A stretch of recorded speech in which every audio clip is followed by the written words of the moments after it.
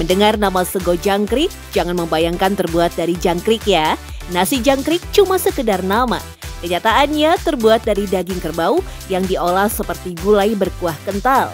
Makanan legendaris dengan cita rasa yang pedas, gurih, dan sedikit manis. Istimewanya bukan sekedar kuliner biasa. Nasi jangkrik juga menjadi media dakwah Sunan Kudus dalam menyebarkan agama Islam di Pulau Jawa.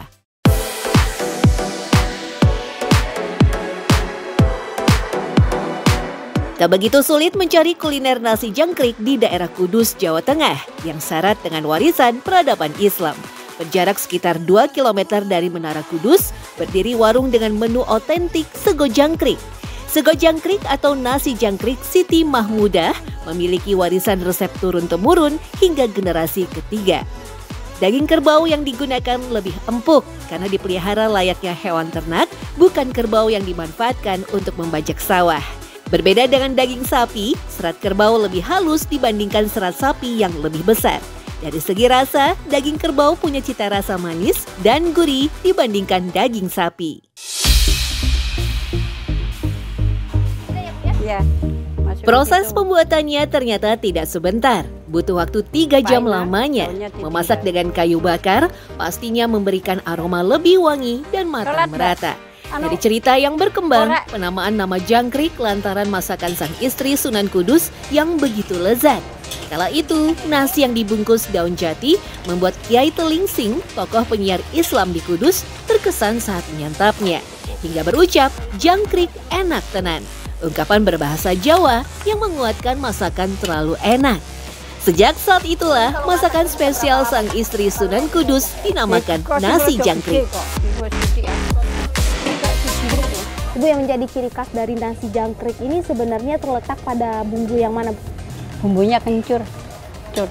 Yang kencurnya yang khasnya agak kencurnya agak menongol, baunya kan menyengat sedikit kan. Kalau bawang merah, bawang putih kan udah biasa. Menongol kan itu kencurnya juga.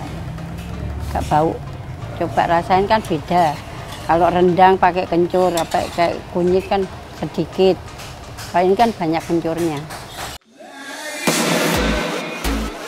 Hidangan nasi jangkrik juga menjadi sajian paling dinanti pada tradisi buka luhur atau pelepasan kain selubung makam Sunan Kudus. Tradisi yang diselenggarakan setiap tanggal 10 Muharram bertepatan dengan wafatnya Sunan Kudus.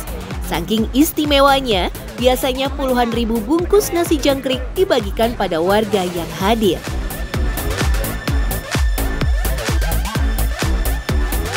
Setiap harinya, sego jangkrik Siti Mahmudah bisa membuat pesanan hingga ratusan bungkus. Terlebih bila ada acara seperti hajatan atau selamatan.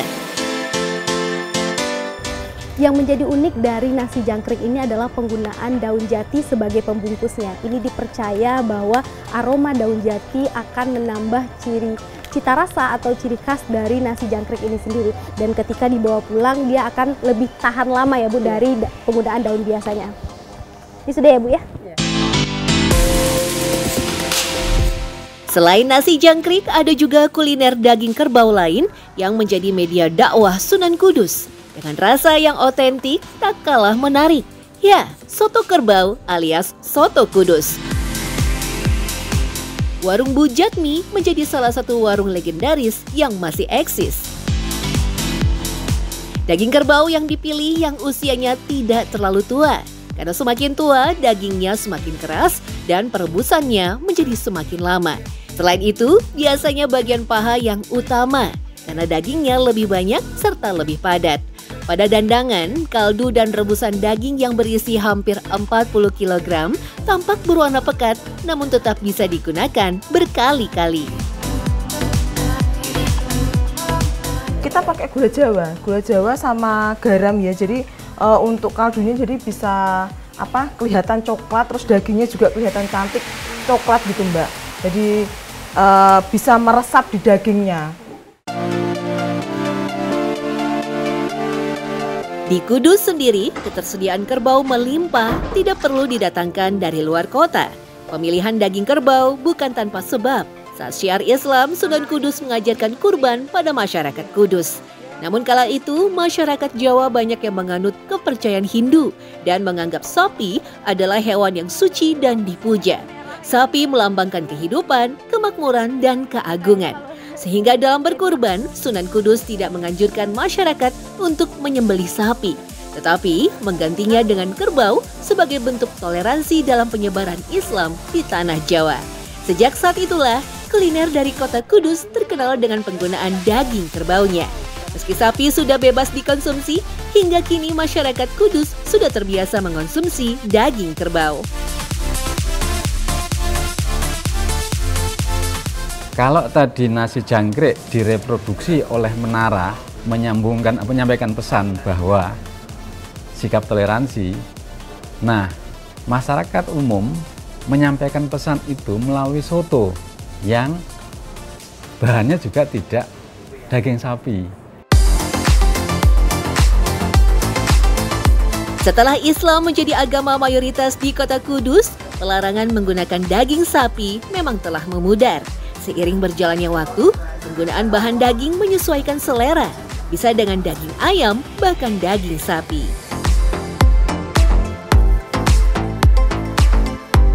Seporsi soto kerbau yang disajikan dalam mangkuk berisi toge, kol, dan siraman kaldu daging kerbau akan menggugah selera setiap orang yang menyantapnya. Kuah soto kerbau ini berasal dari kaldu rebusan daging kerbau kita sebelumnya, dan untuk cita rasanya ini nyaris sama dengan soto sapi ataupun soto ayam yang pernah saya makan, tapi di sini lebih kental rasa manisnya karena ada penggunaan gula merah sebelumnya.